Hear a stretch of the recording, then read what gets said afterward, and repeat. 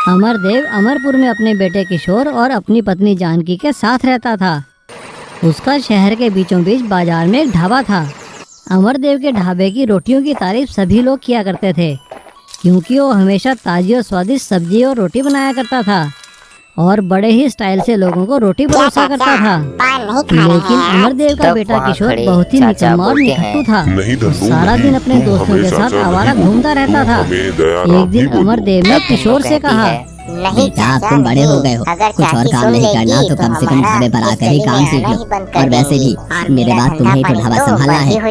क्या पिताजी, अभी तो आप ठीक ठाक है ना? जब आप नहीं रहेंगे तो मैं संभाल लूंगा। तो ठीक है बेटा, फिर पैसे भी मेरे जाने के बाद ही देना। आज से तेरा खर्चा बिल्कुल बंद। ये बात सुनकर जानकी अपने बेटे को डांटते हुए कहती है। तभी वहाँ खड़ा एक लड़का बोलता है, आज चाची भी यहाँ आ गई पान खाने। क्या चचा, तुम चाची को भी धन्नो का पान का रस सिखा दिए क्या? तब चाचा चुपचाप खड़े सुन रहे थे और उस लड़के की तरफ इशारा कर रहे थे। तब वो लड़का फिर कहता है, क्या हुआ चाचा, ऐसे तो धन्नो पान वाली के साथ चहक कर बातें क्या करते थे, आज कैसे चुप हो गए? तभी वहाँ एक और आदमी आता है और बोलता है, ओ धन्नो, जरा मसाले वाला पान लगाना, तुम्हारे हाथ का पान खाकर दिन बच जाता है हमारा। और उसके खाने पर भी।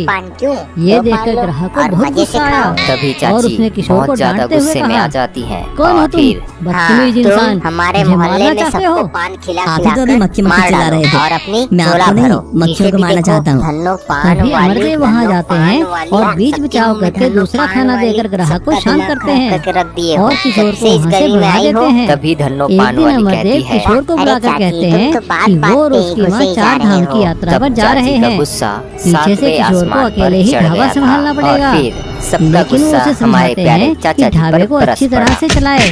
बेटा, हम 4 धाम की यात्रा पर जा रहे हैं। पीछे से हर चीज का ख्याल रखना और हाँ, ढाबे पर ईमानदारी से रहना, ठीक है? अपने माता पिता के जाने के बाद किशोर खुश हो जाता है और ढाबे पर अपनी मनमर्जी करने लगता है। एक दिन किशोर देखता है कि ग्राहकों की बची हुई सब्जियां, रोटियां और सलाद वगैरह उसके नौकर गाय को खाने के लिए दे रहे हैं। अरे बेवकूफों, ये सब गाय के खाने में क्यों डाल रहे हो? इन्हें वापस गर्म करके दूसरे ग्राहकों को परोसो। ये सब बनाने के लिए सामान कोई फ्री में थोड़ी ही आता है। ढाबे के सभी पुराने मुलाजिम किशोर को समझाते हैं, लेकिन किशोर नहीं मानता और उसकी जिद के आगे किसी की नहीं चलती। अब ढाबे का स्टाफ ग्राहकों की जूठी सब्जियां और रोटियां गर्म करके उन्हें वापस खिलाने लगते हैं। लेकिन एक दिन एक ग्राहक किशोर को बासी रोटी और जूठी सब्जियां गर्म करके ग्राहकों को देते हुए देख लेता है। अरे भाइयों देखो, ये लड़का हमें बासी रोटी गर्म करके दे रहा है और वो भी जूठी सब्जियों के साथ। उसकी बात सुनकर दूसरा ग्राहक कहता है, चलो भाइयों, चलो यहाँ से और मारो इसे तो सबक सिखाना ही होगा। और वहाँ बैठे सभी ग्राहक किशोर की पिटाई करते हैं। सभी लोगों के जाने के बाद किशोर का नौकर उससे कहता है, मालिक, मैंने आपको मना किया था ना कि ज़्यादा लालच में मत पड़ो और ऐसे जूठी सब्जी और रोटियां लोगों को मत परोसो। लोगों को अच्छा खाना ही खिलाओ। हमें सेठ जी ने भी यही सिखाया है। अब किशोर कान पकड़ के तौबा करता है कि वो कभी कोई गलत काम या शरारत नहीं करेगा और ईमानदारी से अपने पिता का ढाबा चलाएगा। रामनगर में रामू नाम का एक लड़का रहता था। उसके पिताजी बहुत अमीर थे। रामू अपने सभी साथियों को अपने पिताजी के लाए हुए खिलौनों को दिखा दिखा कर चिढ़ाता था। अरे रामू, आज तू क्या लाया है? अरे अरे अरे, सब लोग दूर से ही देखो, मेरे हेलीकॉप्टर को छूना मत। हाँ, मेरे पिताजी ने इसे विदेश से मंगवाया है, बहुत महंगा है। अभी उड़ाकर दिखाता हूँ तुम सबको। रामू जैसे उस हेलीकॉप्टर को उड़ाने लगता है, वो हेलीकॉप्टर थोड़ी देर उड़ने के बाद एक पेड़ से टकरा कर नीचे गिर जाता है और टूट जाता है। ये देखकर सभी बच्चे रामू पर हंसने लगते हैं और उसका मजाक उड़ाने लगते हैं। देखो देखो, रामू का हेलीकॉप्टर टूट गया, नीचे गिर गया। बहुत महंगा है ना? हाँ हाँ, देखो देखो, कितनी डींगे मार रहा था। इसका तो हेलीकॉप्टर उड़ा भी नहीं। रामू बहुत घमंडी होने के साथ साथ नकलची भी था। एक दिन उसी गांव में रहने वाले मंगरू ने अपने पिता द्वारा बनाई गई बांस की साइकिल रामू को दिखाई। रामू उसको देखकर बहुत गुस्से में हो गया और उसने जिद कर ली कि वो भी बांस की साइकिल बनाएगा और वो अपने पिताजी के आगे जिद करके रोने लगता है। पिताजी, मुझे भी बांस चाहिए, मैं भी बांस की साइकिल बनाऊंगा। उसके पिता ने उसे बहुत समझाया। उसकी माँ ने भी उसे समझाया कि बेटा बांस की साइकिल नहीं बनती। अरे बेटा तुम जिद क्यों कर रहे हो? बांस की भी कभी कोई साइकिल हुई है क्या? जब देखो कोई ना कोई बात के पीछे तो जिद करता रहता है, किसी की बात नहीं सुनता। लेकिन वो नहीं माना। रामू के पिता ने उसे बांस लाकर दे दिए। रामू ने 2 दिनों में ही अपने नौकरों की सहायता से एक बांस की एक साइकिल बना ली और उसे लेकर गांव के मैदान में खेलने के लिए आ गया, जो कि थी तो एक आम साइकिल, लेकिन उसमें उसने 1-2 चीजें बांस की लगा रखी थी। तभी वहां पर मंगरू भी अपनी जुगाड़ की हुई बांस की साइकिल लेकर आया। उसे देखकर रामू ने कहा, अरे ओ मंगरू, तुझे बहुत घमंड है ना अपनी बांस की साइकिल पर। ये देख, मैंने भी बांस की साइकिल बनाई है। आजा, दम है तो रेस लगाते हैं। रामू तुम्हारी साइकिल बहुत अच्छी है। छोड़ो ना, रेस वेस क्या लगानी है, हम लोग साथ मिलकर खेलते हैं।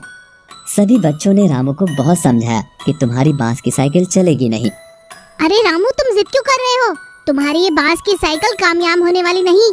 लेकिन वो नहीं माना और पहाड़ी के ढलान पर वो लोग रेस लगाने लगे। रामू की साइकिल ढलान पर थोड़ी देर तो चली, लेकिन थोड़ी ही देर में उसकी साइकिल का एक पुर्जा अलग होने लगा। उसका टायर, फ्रेम सब टूटकर बिखर गया और रामू के हाथ में रह गया तो सिर्फ साइकिल का टूटा हुआ हैंडल, जिसके साथ वो ढलान के साथ वाले सूखे कीचड़ में गिर गया। और सभी बच्चे रामू की हालत देखकर हंसते हंसते लोटपोट हो गए। भाई जिद का अंजाम देख लिया। हाथ में आ गए सारे बांस। लो भाई लो, देखो क्या हो गया अंजाम, देख लो। देखो देखो क्या हालत हो गई है, एक एक बांस निकलकर बाहर आ गया है। साइकिल तो ये बची ही नहीं। रामू का घमंड टूट गया, रामू का घमंड टूट गया। मिट्टी की मिनी मोटर बाइक। एक गांव में शिवा नाम का एक लड़का रहता था। उसे मोटरसाइकिल बाइक बहुत अच्छी लगती थी। वो जब भी अपने माता पिता के साथ खिलौनों की दुकान में जाता तो हमेशा बाइक लेने की जिद करता था। उसके पास तरह तरह की बाइक के मॉडल थे और खेलने के लिए छोटी बाइक्स भी थी। एक दिन जब वो अपने माता पिता के साथ मेला घूमने गया, पिताजी, मुझे वो मिनी मिट्टी के मॉडल वाली बाइक लेनी है, ले दो ना। शिवा की बात सुनकर उसकी माँ ने उससे कहा, अरे फिर से बाइक? कितनी बाइक खरीदेगा बेटा? तेरा कमरा कितनी सारी मिनी बाइक और मॉडल से भरा पड़ा है, तो कुछ और ले ले बेटा। नहीं माँ, मुझे बाइक ही चाहिए। ठीक है, सुनिए, आप शिवा के लिए मिनी मिट्टी बाइक का मॉडल खरीद दीजिए ना। हाँ ले देता हूँ, तुम्हारा बेटा वैसे मानेगा नहीं। शिवा के पिता शिवा को मिनी मिट्टी की बाइक का मॉडल लाकर दे देते हैं। शिवा मिट्टी की मिनी बाइक का मॉडल पाकर बहुत खुश होता है और उसे लेकर अपने दोस्तों के साथ खेलने जाता है। ये मेरी मिनी मिट्टी की बाइक। शिवा अपने दोस्तों को अपनी मिनी मिट्टी की बाइक का मॉडल दिखाकर कहता है, अरे चिंटू मिट्टू देखो, मेरी मिनी मिट्टी की बाइक कितनी अच्छी है। मिट्टी की मिनी बाइक का मॉडल देखकर उसके दोस्त उसे चिढ़ाते हुए कहते हैं, अरे शिवा, तुम्हारी मिनी मिट्टी की बाइक किसी काम की नहीं, ये चलती थोड़ी ना है। पर हम तो तब बात मानेंगे जब तुम ये बाइक चलाकर दिखाओ। अपने दोस्तों की बात सुनकर शिवा परेशान हो जाता है और सोचने लगता है कि मिट्टी की बाइक को चलाए कैसे। तभी अपने घर में पड़ी एक पुरानी मिनी साइकिल को देखकर उसे एक आइडिया आता है और वो अपनी मिनी मिट्टी की बाइक का मॉडल देख कर अपनी मिनी साइकिल पर मिट्टी लगाकर वैसी ही बाइक बनाने लगता है। 2-4 दिन की मेहनत के बाद ही उसकी मिनी साइकिल एक मिनी मिट्टी की मोटरसाइकिल में बदल जाती है, जिसे वो पैडल से चला भी सकता था।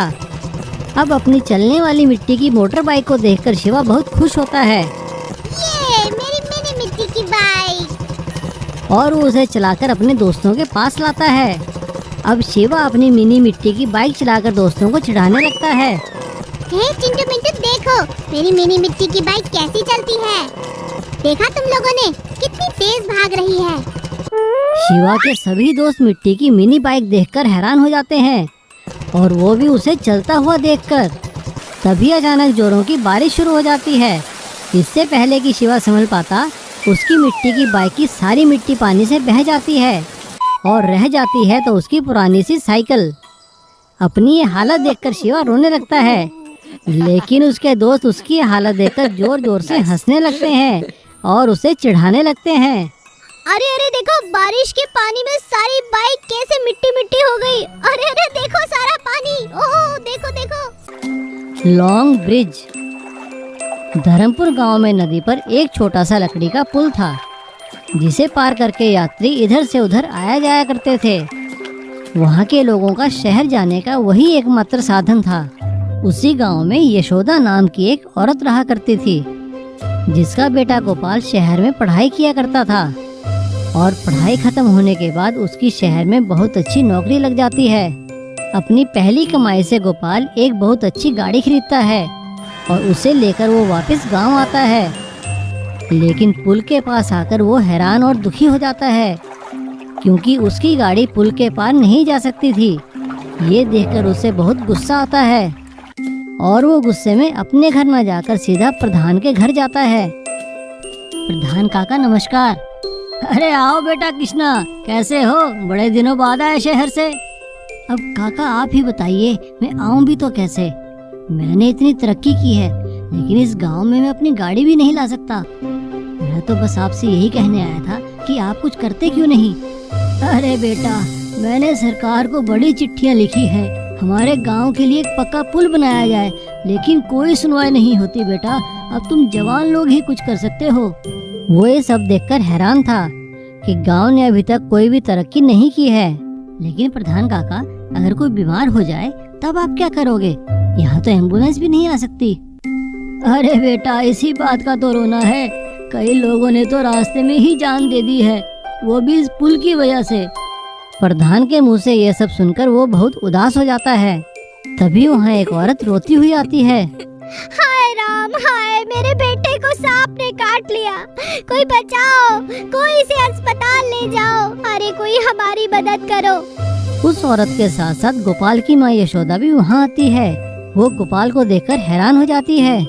अरे बेटा, तू कब आया और घर क्यों नहीं आया? यहाँ क्या कर रहा है? देख, ये बेचारी कैसे बिलख रही है।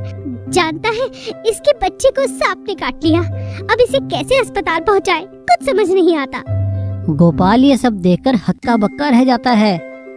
तभी अचानक वो बच्चे को गोद में उठाकर भागने लगता है और एक लड़के को अपना फोन देकर उसका वीडियो बनाने को कहता है। वो बच्चे को गोदी में लिए भागता है और भागते भागते पुल पार करता है और उसे अपनी गाड़ी में बैठाकर अस्पताल ले जाता है। धीरे धीरे उसका ये वीडियो वायरल हो जाता है और उसका वीडियो वायरल होते होते मंत्रियों और सरकार के बड़े बड़े अधिकारियों के पास भी पहुंच जाता है। लोग उनसे सवाल करने लगते हैं। सरकार में बैठे मंत्री शर्मिंदगी से बचने के लिए उस पुल के निर्माण का तुरंत आदेश देते हैं और इससे संबंधित एक चिट्ठी प्रधान के पास पहुंचती है। पुल के निर्माण कार्य का आदेश प्राप्त करके प्रधान बहुत खुश होता है। प्रधान चिट्ठी लेकर भागा भागा अस्पताल आता है और गोपाल से कहता है, कृष्णा बेटा, एक खुशी की खबर है। कहिए प्रधान जी, क्या बात है? बेटा, तुम्हारा वीडियो वायरल हो चुका है और सरकार ने तुम्हारे वीडियो को देखकर हमारे गांव में पक्का पुल बनाने का आदेश दे दिया है। बेटा, तुम्हारी जीत हुई। सरपंच काका, ये मेरी नहीं, ये पूरे गांव वालों की जीत है। गांव में पुल बनने का कार्य देखकर सभी गांव वाले राहत की सांस लेते हैं।